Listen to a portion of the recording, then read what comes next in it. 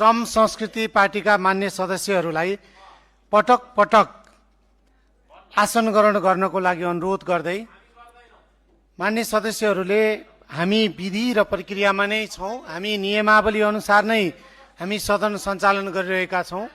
यो संघीय संसद प्रतिनिधि सभा हो। मान्य सदस्यहरूलाई ध्यान आकर्षण गराउन चाहन्छु, यहाँभित्र बोलिने कुरा, यहाँभित्र गरिने व्यवहार, यहाँभित्र यहाँहरूले देखाउने व्यवहार, यहाँहरूले भने जस्तै यहाँहरूले बुझे जस्तै संसारले हेरिरहेको छ। हामी हाम्रो नियमावलीमा टेकेर सभा सञ्चालन गरिरहेका छौं।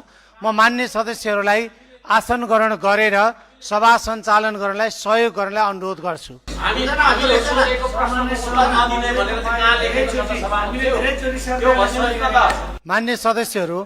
मान्य सदस्यहरूलाई आसन ग्रहण गरेर सभा सञ्चालन गर्न सहयोग गर्न म अनुरोध गर्छु।